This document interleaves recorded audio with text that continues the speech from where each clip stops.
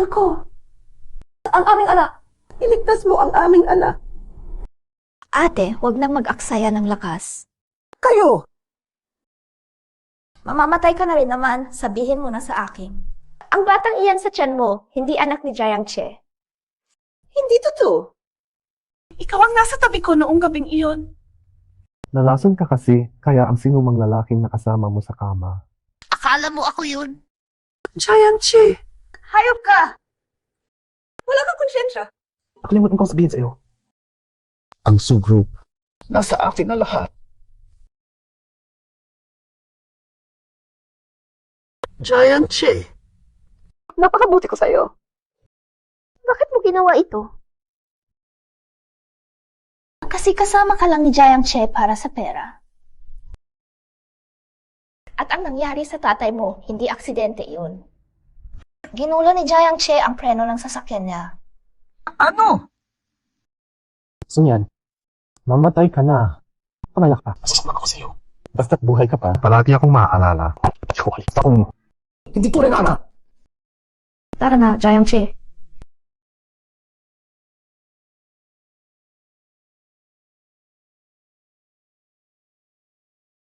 Mamatay ka na. Para sa pera ito.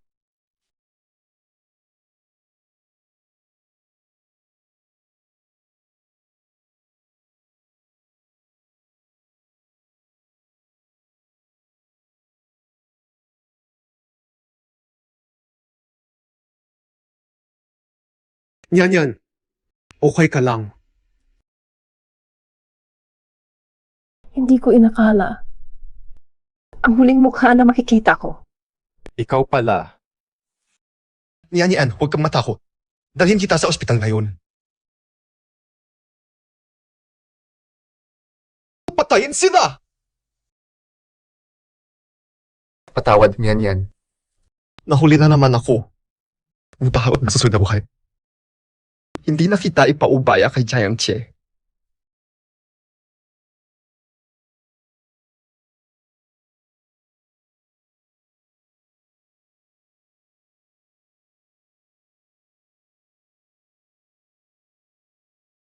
Sa nakaraang buhay, buong puso akong nagmahal sa hayop na iyon na si Jiang Che.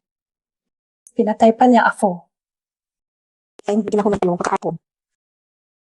Paparusahan ko ang dalawang bastos na iyon.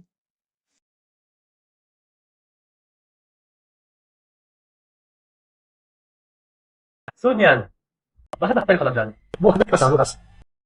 Anak lang siya ng katulong namin si Jiang Che, pero dahil alam niyang gusto ko siya, inakala niyang siya na ang hari dito. Kumakain sa akin, nagdadamit sa akin, at itinuturing pa niya akong kanyang katulong. Sinabi ko sa iyo, hugasan ang prutas. Hindi mo natas. Hugas mo agad. Ay naku, Anche. Huwag ka magalit. Baka hindi lang maganda ang pakiramdam ni Ate Sunyan. Ako na lang ang kukuha. Gusto ka talagang magserbisyo. Hindi ba aso yan? Hayaan ko muna kayong magsaya. Kasi mas masakit ang magsakula sa ukto. Kaya sa upis palumbalakan ng palasa. Sunyan, huwag kang maniwala na dahil katulong ka at nakatira kasama si Jiang Xiao, aasahan mo pang mapapangasawa siya. Kaya pala sinabi ni Jiang Che sa inyong lahat na katulong kami niya. Pero baka hindi ninyo alam, siya si Jiang Che ang anak ng katulong at ang villa na ito ay akin. Sunyan, tigilan mo na ang pangarap mo, walang hiya ka ba? Nakakatawa ka. Hugasan mo na ang prutas at dalhin kay Jiang Xiao bago ka mawala ng sweldo ngayong buwan. Kaya pala ganoon ang ginawa sa akin ng mga classmates ko noon. Si Jiang Che pala ang nagpalit ng aming mga pagkakakilanlan nang hindi ko alam. Hindi ko yung sapat. Ikaw pa ang kumain. Pera ko ito, gusto kong kumain ako. Ano ang pakialam mo? Sunyan, imported ang mga prutas na iyan. Saan mo nakuha ang pera? Kung hindi dahil sa kabaitan ni Jiang Xiao, Binibigyan ka ng sweldo buwan-buwan. may pera ka pa bang pangkain? Jiang Che, ipaliwanag mo, sino ba talaga ang nagbabayad kino? Hindi ko siya kuwaliwan ng sa harap ng mga classmates. Anong nangyari sa iyo ngayon? Sinabi ko sa iyo, hugas ng putas. Ikaw pa ang unang kumain. Huwag kang nagtatalo ka pa. Sino ka ba para magsalita? At siya, sino naman siya? Villa ni Jayang Xiao ito. Ikaw na anila ng pamilya niya. Paano mo kayang pratuhin ang employer? Yan ang ganyan. Tama. Bilang anila, natural lang na alagaan mo ang girlfriend ni Jayang Xiao, di ba? May iba na akala sa sarili. Mayaman na agad kasi nakatira sa malaking bahay. Ganyan ka pala magpresente sa iba. Ang magarang kotse at bahay. Ang pagiging mayamang anak ng Su family. Ikaw daw din. Anong problema mo ngayon? Huwag mo naman natutas eh. Kung ganyan ka pa, hindi na kita papansinin, maniwala ka. Mali ba ang sinabi ko? Huwag na siyang umuko sa kagailan mamaya. Mga tanga, gusto pa kumain sa aking bahay. Dapat ba kayo? Hay, alila pa mismo, umuupo na sa mesa. Walang hiya talaga. Mapagtiis si Jayang Xiao. Kung ako, matagal na siyang tinanggal.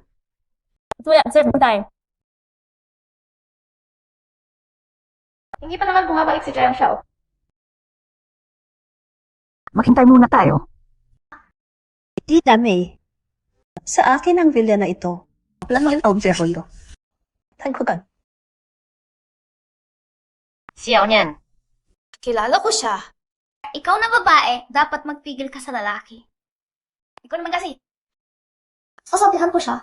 Huwag siyang mag-alala sa nangyari. Huling beses kong sasabihin. Ihain na ang pagkain. Yung bobo na babaeng iyon, palagi siyang nagpapalapit sa aking ana. Anong nangyari sa kanya ngayon? Ang buong Jayang family ay magiging sa aking ana. Papaulot sa akin na parang na ako. Kapal na mukha! Pumunting si Jayang Xiao. Naku, paano kay? Sino ang Sunyan, ano ba talaga gusto mong gawin? Gusto ko lang malaman. Sino ba talaga ang hindi dapat kumain sa mesa? Pinatawad na kita sa nangyari, okay na. Hindi ko kailangan ng tawad mo. Lumabas ka na. Hindi. Kung aalis ako ngayon, mabubuking na ako. Kapag nalaman ni Anruo na anak lang ako ng katulong ni Sunyan, tiyak na iiwan niya ako. Oy, ano?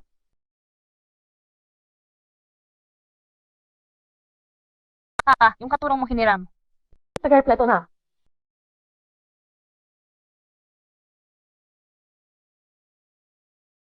Maraming beses na kaming dinala ni Ate Anu dito sa villa. Na hindi ako nalo. Lagi naman malino sa amin. Hindi ka pa nahihiya. Sino nga ba talaga ang dapat mahiya? Kaya lahat ay magpapaluhod at hihinging tawad sa akin mamaya. Pasensya na po, miss. Wala po kayo kung sabihin ng Sunyan, hanggang kailan ka magpapatuloy? O hindi ka titigil. Huwag ka matakong simulan kang iyak-iyakan. Ay, natakot na ako. Sige, tandaan mo yung sinabi mo. Huwag mo akong kausapin. Darating din ang araw na pag-usapan mo ako. Pag dumating yun, huwag kang aasang gusto ko lang patawarin. Nakakasawa na yung mga banta mo. Lumabas ka na. Go ha. Ache, ano to? Ang katulong ng pamilya Jayang, yumukod talaga kay Sunyan ng walang reklamo. Jayang Xiao, bakit sabay kayong lumabas ni Anruo? Kumakain na ba si Sunyan sa loob? Mga kaibigan, pasensya na kayo ngayon. Nawala si Sunyan, kailangan ko munang ayusin to. Sa susunod na araw, isasama ko kayong lahat sa Dihaw Restaurant. Dihaw! Pinakamagandang restaurant sa Nancheng yun. Ang mahal-mahal doon, bigha reservation pa. Isang kain mahigit 100 higo. Si Jayang Xiao. Ay talagang mapagbigay. Andrew, samahan mo muna sa labas, dalhin kita doon palang araw. Huwag mag-alala, Jayang Xiao. Tulad ni Sunyan na walang utang na loob, kailangan ninyong pairalin siya. Sunyan, akala mo ba makukuha mo ito sa akin? Susunod na po kita! Xiao Nian, nag-away ka lang kay Xiao Che. Hindi na kailangan sabihin sa Chairman. Tinatawag kita na Tita May dahil iginalang kita bilang nakatanda. Pero huwag mong kalimutan ang iyong lugar. Katulong ka lang ng pamilya Su. Ayaw na, Mike. Masama ang lasa. Matagal akong nagluto ng pagkain ito. Ano nakakakaisip siya, Che? Katulong ka, pero nag-aaga pa lang sa inimulakan sa amo mo. Sunyan, anong problema mo ngayon? Naghirap ang nanay ko para lutuin ang lahat ng iko. Sasayangin mo lang. Dapat matuto ka ng leksyon para hindi ka maging problema pagdating ng panahon. Mga kaibigan ko ang nandito ngayon, ganyan ka mag-asal. Gusto mo pa bang patawarin kita? Tinampal mo ako. Sunyan, nagre-rebi ka ba? Nakalimutan kita pala. Wala ka talagang galang. Taang-tang niyo. Huwag kang magtaka kapag hindi ka na pinatawad ng anak ko. CJ, Dalhin mo na ang anak mo at lumabas na kayo sa bahay ko.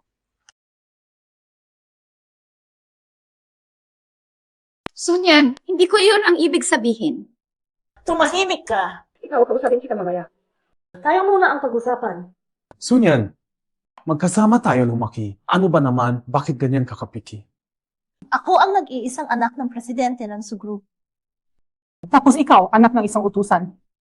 Sabihin mo, saan tayo mati?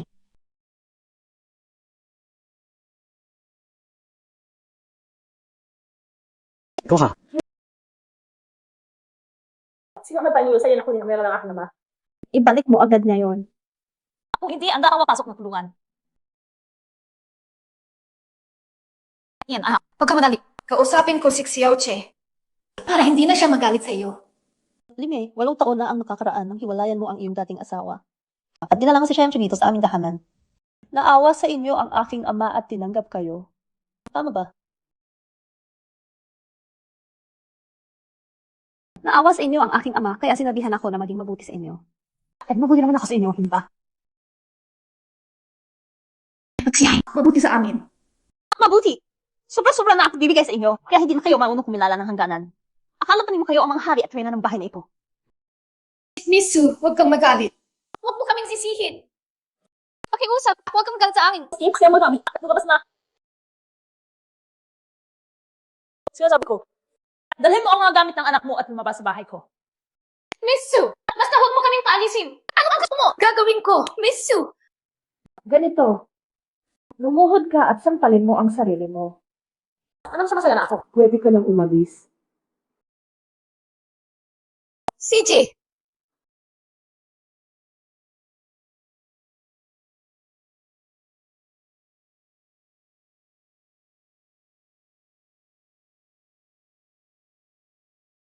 Simula pa lang ito, lahat ng ginawa ng pamilya mo sa akin noon. Pati ko, Isa-isa!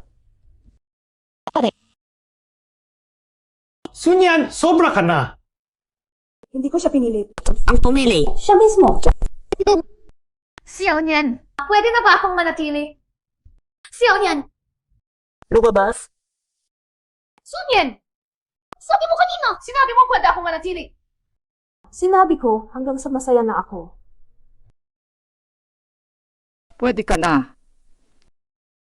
Ganito na lang. Pakita natin ang laro. Sa inyong dalawa, isa lang ang pwedeng manatili. Bilang katiwala ko, kung sino ang mananatili. Ikaw na ang pumili. ikaw na.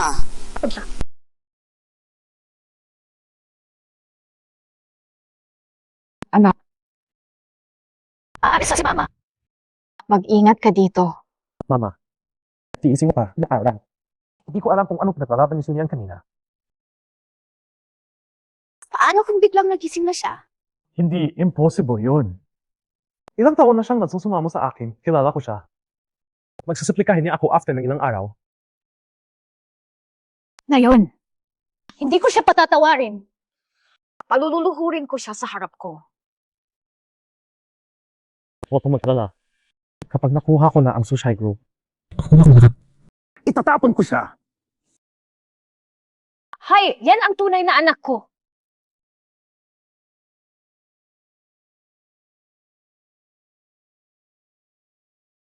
Dalhin sa turuan.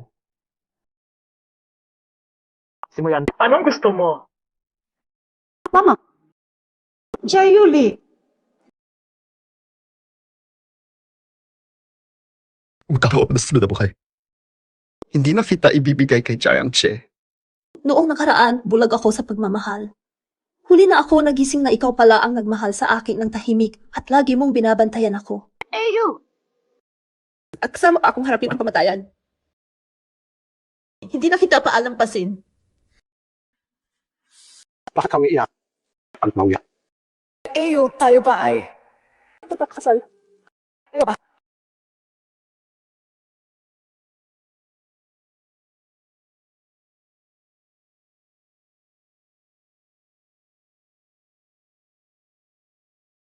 Sabihin mo ha, kalimutan ba? O nagkamali ka lang ng tao? Hindi ako nagkamali. Sino ba ako para sa iyo? Jay Yuli, ang aking eyo. Kung tama ang alaala ko, pangalan ka ano ko siya lang kinahas siya at tinalo. Gagamitin mo ba ako para makaibo ko siya? Pakasalan mo ako. Pakasalan mo ako. Ilang taon ka na rin sumusunod kay Jiang Che. Ano ba ang tutulad mo? Ikaw lang talaga ang mahal ko, eyo. Pakasalan mo ako. Sunyan, sa pamilya namin, G, walang diborsyo. Ang tipas.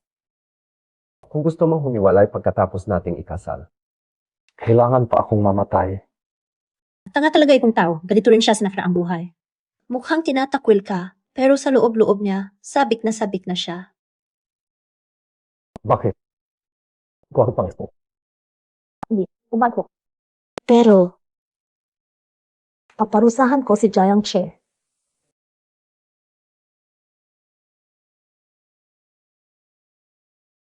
Huwag ka maalala. Aayusin ko siya. Na gusto para sa iyo. Hindi na kailangan, huwag kang makialam. Basta bigyan mo lang ng leksyon si Jiang Che, okay na. Ako mismo ang mag-aasikaso sa kanya. CJ, hindi ko gagambalain ang plano mo. Ano man ang gusto mong gawin. Hindi ka lang ako para sa'yo. Eyo, napakabuti mo talaga. Che, ito ang pinakamasarap na hapunan na natikman ko. Hindi mapayo. Salamat sa Chayang Shao sa pagpapakita sa amin ng mundo. Na. Mga kaibigan tayo, huwag kayo kumain. Halika. Hay naku, bakit hindi pa lumalapit si Sunyan sa akin? Kung hindi siya magbabayad, anong gagawin ko mamaya? Che, ano ba talaga ang nangyari noon? Sinabayaan mo bang apihin ka ng isang katulong? Ayoko na makipagtalo sa babae. Pero naririnig ko sa labas na si Sunyang daw ang tunay na dalaga ng pamilya. Andrew, huwag kang makinig sa mga chismis. Paray ko alam mo na sa kasi niyan, kaya sinabi sa akin na alban siya. Ganoon pala. Che, nasaan na ang Rolex mo? Ay, pagod na ako sa pagsuot niyon.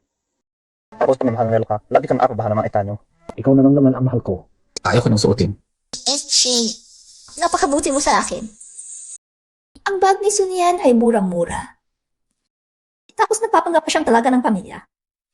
Ang relo ni Jiang Che ay milyon-milyon ang halaga at ang mga regalo niya sa akin ay mahal din. Hindi sa mga ano ka nga rin. Che, parang tapos na silang lahat kumain. Magbayad na tayo at umalis.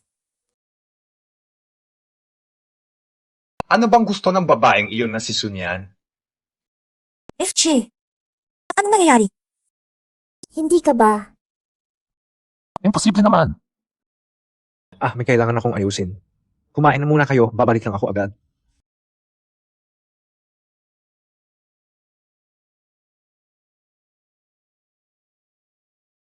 Sunyan, sagutin mo ang tawag ko.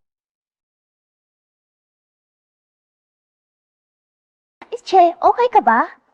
Pahinang pula ng mukha mo. At Sunyan, hindi ka ba sasali? Bakit tayo lagi nandoon? Malas? Anong sinasabi mo? Sunyan, huwag mong isiping dahil lang may kasama kang gwapo. Paroy siya. Apektuhan siya. Sayang nga, boyfriend ko na si Ichi ngayon. Sunyan! Sino yung lalaking yan? Sino ka ba para tanungin mo ako?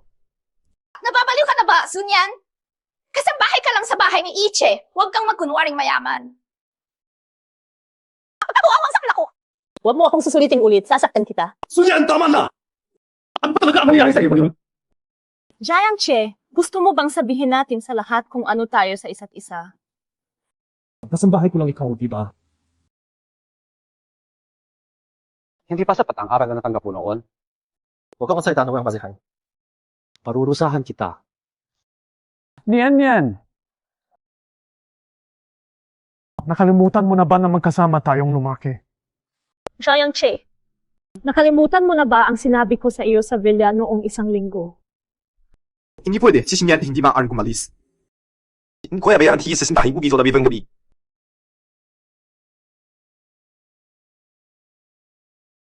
Okay lang, tayo. Gusto ko rin malaman kung ano pa ang balak niya. Huwag sabihin na talagang natiba na ang loob hangal na babaeng iyon na Sunyan. Impossible. Buhay niya ako para sa kanya. Hindi siya bago ng isip. Sunyan, Ang nangyari kanina, pwede ko pang kalimutan. Pero kung gagawin mo ulit ito, hindi na kita patatawarin kailanman. Bukod sa, hindi na kita patatawarin kailanman, may alam ka pa bang ibang sabihin?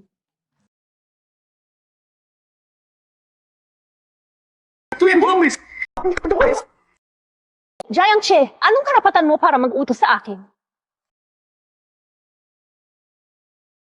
Nandito na silang lahat. Nandito ka na rin. Saan tayo magkasama? Jiang Shao, kumain pa lang tayo kanina, di ba? Yan. Halika na. Jiang Che, napakakapal ng mukha mo. Ganyan pa ang ginawa ko sa iyo kanina, pero imbitahan mo pa rin ako. Oh, naintindihan ko na. Kaya pala, hindi ba kaya bayaran ng ating Jiang Shao ang bill kaya naghahanap ng mabibiktima? Bakit hindi makakabayad ng pagkain si Ache? Sunyan, nagsiselos ka lang kaya nabulagan ka. ulitin mo ka. Ayo, hayaan mo ako ang bahala dito. Yan. Pakiusap na. Marami kaming tao dito. Igalang mo naman ako. Mukha mo, wala akong pakialam. Sunyan, dahil ba ito kay Lin Anru? Hindi nakakapasiyo. Hiwalayin mo siya pag ang ilang panahon. Naglalambing ka sa aking babae sa harap ko. Kapag natapos maglaro si Yan, papatayin kita. Jiang Che, nagmamakaawa ka ba sa akin? Ano? Anong nangyayari kay Xiao Jiang? Parang nagmamakaawa siya kay Sunyan, yung katulong. Oo. Si Xiao Jiang, mayaman na rich kid. Hindi naman siguro hindi makabayad ng pagkain, di ba? Si Iche, hindi makakabayad ng pagkain. Hindi yan possible. Okay ka lang ba? Excuse me po, sino po ang magbabayad ng bill kanina? Xiao Jiang.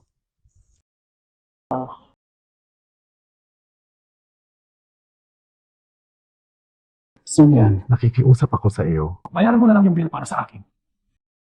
Saan paling mo naglawa sa silin, ano? Tutulungan kita. Pwede.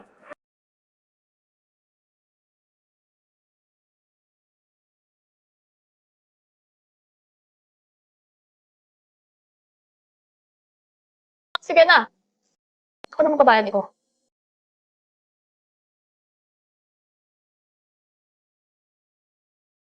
Bakit kailangan ni Jiang Che na si Sunyan ang magbayad?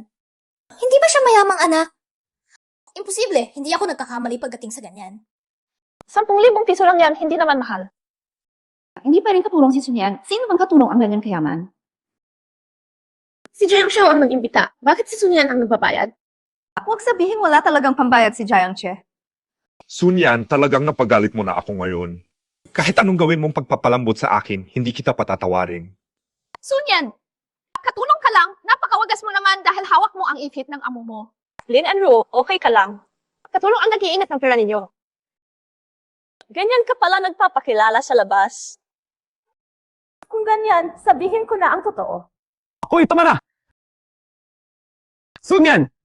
Tama na. Sunyan, ibabalik ko sa iyo ang kahiyang ito.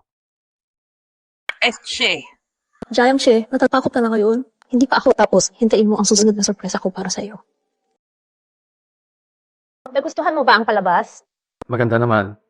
Ang kalikasan mo kanina. Ipapauwi ko sa iyo. Huwag mo nang sabihing teritoryo mo ito. Bakit ka pinitingan? Ang gwapo ng magiging asawa ko. Siyempre. Ang maganda ng nagiging asawa ko. Po, reward mo sa 2 oras kasama kita. Kung 24 na oras akong kasama mo, ano reward bibigay mo sa akin? Depende sa gagawin mo. Tara na, kumain muna tayo. Hindi pwedeng magutom ang sikmura mo.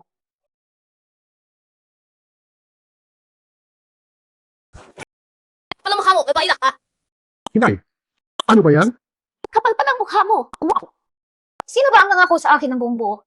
Na si Sunyan, yung mangmang na babae, babalik din daw agad. At saka, Aba, yung kasamang lalaki niya na mukhang Susan. Ano? ba ang nangyayari? Di ba kalasama ba niyo? Hindi siya buwan yun. At yung lalaki, basta pinya mo pa lang, hindi siya basta-basta. Hindi ko alam kung saan gagaling. Hindi mo kilala si Kuya Long. Paalalahanan mo siya. Ngayon, Bin, Baka ako na sinan. pati na yung kasamang lalaki niya. Wala akong pakialam sa iba. Si Sunyan kailangan makuha. Ang Sushai Group. Magiging atin na. Pagdating ng panahon, gagawin ko ang lahat ng gusto ko. Gusto ko, basta dyan pa. Puta, sasakit.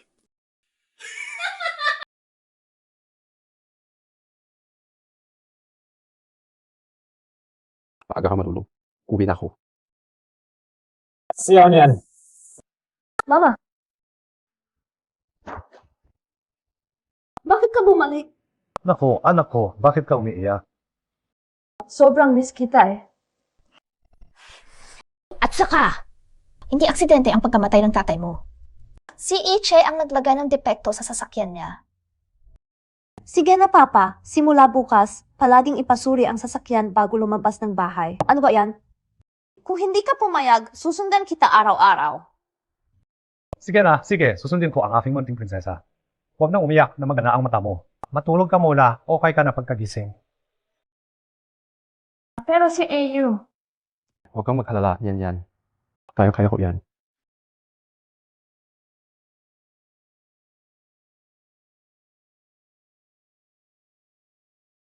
Upo ka. Gaya Hamidi, Magandang araw po, Iyo. Ako po si Diuli. ang pamilyang Jin ay napakamakapangyarihan. Sila ang pinakita ng Arias ng Jin. Hindi makakagawa kung hindi na namin susa kanila. Pero alang-alang kasi yan. Kailangan ko pa rin magtanong, mahal mo ba talaga ang aking anak? Sa buong buhay ko. Taifo. Wala pa. Sige, pumasa ka sa akin. Salamat po sa tiwala niyo, Tiso. Kahalkaan ko ng mabuti si ganyan. Huwag kang magmadali, hindi pa ako tapos. Si Xiao niyan ay nadaya at napahiya ng maraming taon. Ngayon ay gising na siya at determinado siyang harapin ito mismo. Pagkatapos niyang ayusin ang lahat, saka natin pag-usapan ang sa inyo. 不跟克拉比，我离人血才能够口昂开始满地更改，困难的哈比，也按你年头啊。 Magandang bata. Yan. Giant Che, wala ka bang tigil? Bakit ka palagi nakakabit sa akin? Niyan yan, nag-break na kami ni Lin and Ro. Sa isang babaeng. Alam mo ba, ikaw ang mahal ko ngayon. Kung gagalawin mo siya, puputulin ko ang kamay mo. Giant Che, huwag kang magmataas. Akala mo ba kung bumalik ka, nandito pa rin ako? Hindi pwede. Hindi talaga pwede po. Sunyan! Dahil ba sa gwapo na iyon kaya ganyan ka? Huwag mo hayaan! Nakwenta niya! Kung hindi na kanya niyan, ikaw. Hindi ka karapat dapat makita ako. Ang mahal ko ngayon ay si Ayo. At ikaw, lumayo ka na. Ikaw!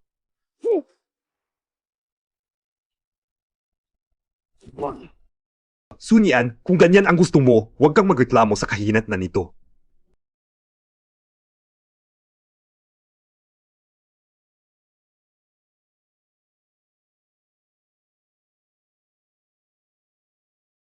Longjai, Ako si Jiang Che. Alam na mo pa sa amin ba? sang-ayon sa napagkasunduan, 1,000,000 piso, isang braso. Sige, wala problema, Nong Chai. Huwag kang mag-alala. Wala akong hindi kayang gawin dito sa Nancheng. Tao! Lahat ng nasa loob ng sasakyan, bumaba. Na! Shoya, may mga ng harapan.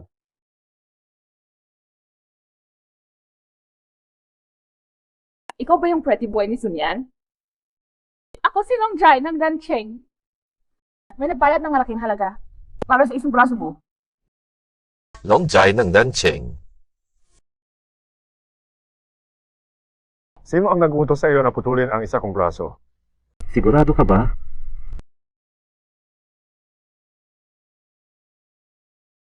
Gusto mo yung isang braso ko? Ganoon ba? Jishaw! Gusto mo pa? Longjai, itutuloy pa natin. Bobo ka ba? Hindi mo nakikita naman yung tatlong tao sa mo. Pamilya dito ng Nancheng. Jishaw, Paumanhin, hindi ko alam na ikaw pala yun.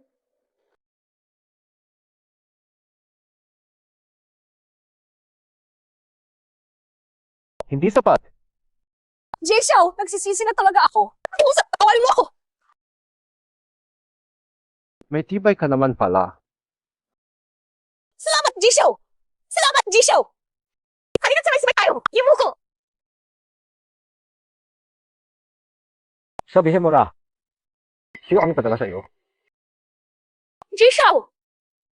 Si Jiang Che! Sabi niya! Pinakamurangan sa Nantubay, kaya binayaran niya ako para. Aralin kayo.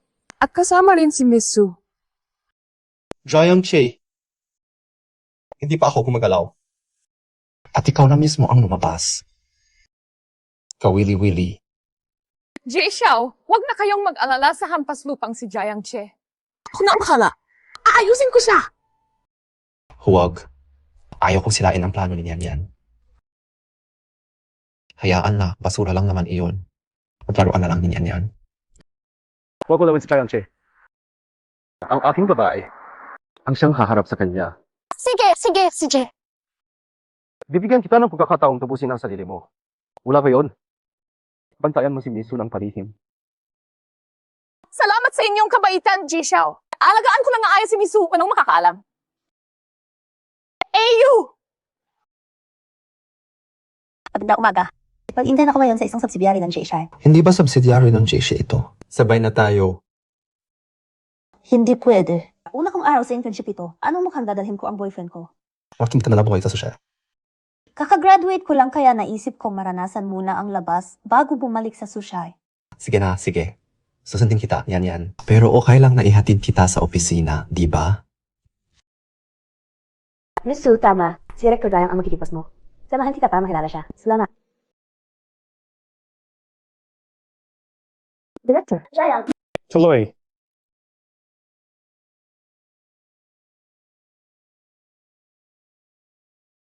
Director Jayang, bagong intern po ako. Matagal na tayong hindi nagkita, Sunyan. Jayang, she. Hindi mo inakala, di ba? Ang anak ng dating kasambahay ninyo, boss mo na ngayon. Makaalis ka na. Tinanggal ka sa trabaho. Hindi pwede. Ang pinakamahusay na proyekto ng KITU ay katulad ng proyektong sisimula ng tatay ko. Narito ako para matuto at tulungan ang tatay ko. Wala akong nagawang mali. Bakit mo ako tinatanggal? Kasi puro itsura ka lang, walang silbi. Hindi ka bagay dito. Director Jayang, si Miss Su Nian ay top graduate mula sa isang prestigyosong universidad. Hindi mo tindaang sinabi. Mokha. Ha? Anong kailan ko kung paplarit siya? Mayroon din akong isa ganoon sa team ko. Che, nandito na ako para mag-report. Parang pamilyar yung boses na iyon. Lin and Ruo. Sunyan. Dito kita.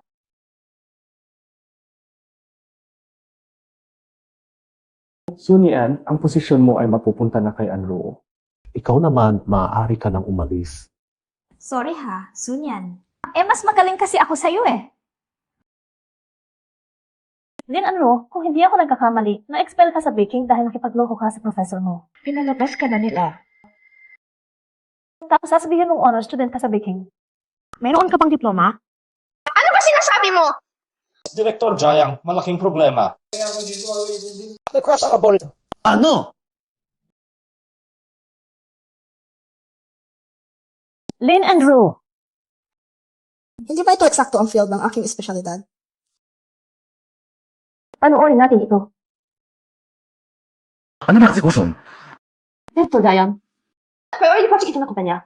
Kung hindi alam maayos, pwede maabot ng taandaang iyong piso ang pagkaluki. Kung mangyari iyon, mawawasak ang buong departamento natin. Bakit nakahilog kayo dyan? Ayusin na agad! Sosida! Director Dayang, ako, hindi ko kaya ito. Hindi ko ito kayang harapin. Ibuhat sa programa. Ikaw na! Napakalakas ng algorithm na ito. Mahina ako sa math. Bas. Andrew, math major ka sa baking, ikaw ang gumawa niyan. Na-expel ako bago ko natapos ang bahaging iyon. Hindi ko natutuhan. Pero kung tatanggihan ko, siguradong magagalit sa akin si Jiang Che. Hindi. Bueno, subukan ko na lang.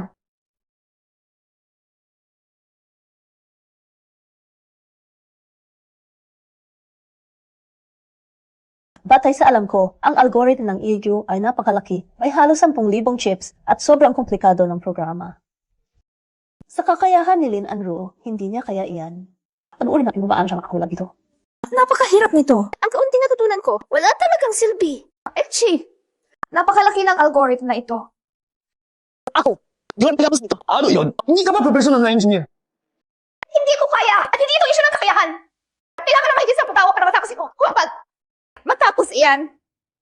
Sino ang magsabi hindi kayang tapusin? Hindi mo kaya dahil bobo ka. Ano bang sinasabi mo, Sunyan? Sinabi ko, bobo ka. Laka, kaisay. Laka na Ganyan kadaling problema na solusyonan agad. Hindi ko kaya! Kung kaya mo, gawin mo na! Naulog ka ba? Napakal na muna. Paalay kayo, mabakaw kayo sa suwapit. Kino naman ito lang. Kung wala namang makakatapos nito, kailangan may magsagot sa pagkabi ko. Tama ba? Sa halip na tayo ang magsagot, mas mabuting siya na ang tanggap ng sisi. CJ, kaya magwan. Hindi ba ako katatapos lang natanggalin? Problema ng departamento ninyo yan. Wala akong kinalaman doon. Chi, payagan na lang siyang magpasok. Poses ko na ako worry mo kayo. Pero kung may mangyaring problema, Ikaw ang tatanggap ng kahinatnan. gusto natin. Ipapakita ko sa inyo kung ano talaga ang ibig sabihin ng top graduate ng Beijing University. Panoorin niyo ng mabuti at matuto. Ngayon na ako matuturo ko. Pagkatapos ng bagong simula ko, bukod sa pakikitungo sa mga taong walang kwenta, nag-aaral pa rin ako ng husto at nanalo ng Gold Award sa National Live Programming Competition.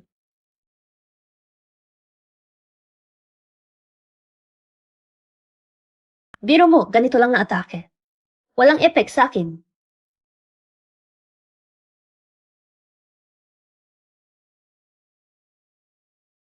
Ayos na! Director Jiang, lahat ng malisyosong atake ay na-block na. Naligtas ang high model system. Hindi pwede. Imposible talaga. Wala ka ng sabi, wala utak. Isa ka nga. Ganito lang kadali ito, ano? suotin mo.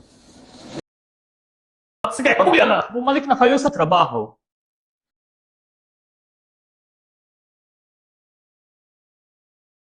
Sunyan, alam ko na kung paano mo sinulat ang code mo. Sa pagkakataong ito, siguruhin kong matatapos ka. Ginoo, nabitaan ko si Ganshi at si Lin Anru ay pumasok may isay. At ngayong umaga, inatake ang IAI Program Department. Si Inma Su ang nagresolba. Handa na ba ang singsing? Handa na, Ginoo. Iisa lang ito sa buong mundo.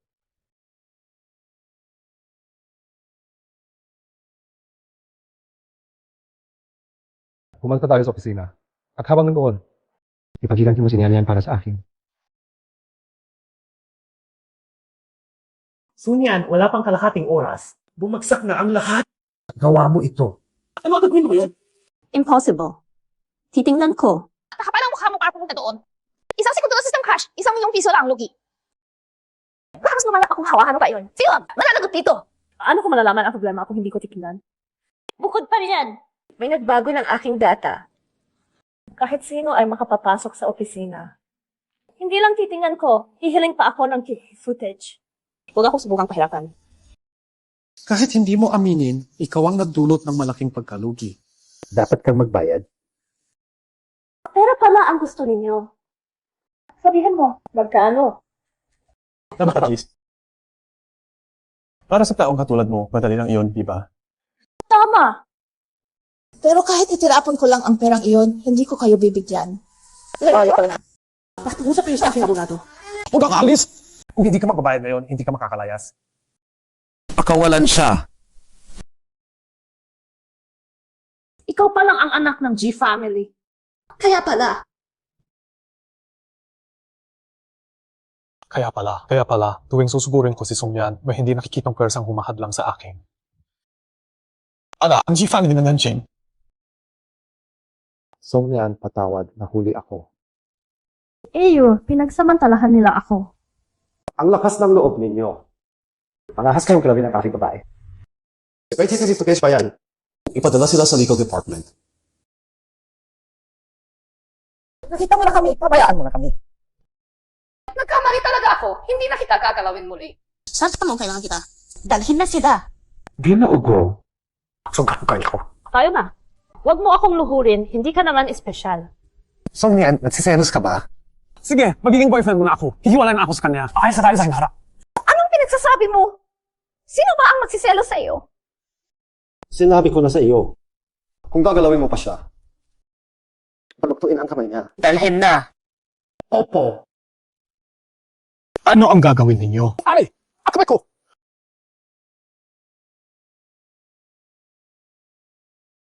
Song Yan, walang kwenta ang kanyang pag-uusap. Pero ang akin. Song Yan, gusto mo bang kasalan mo ako? Gusto ko.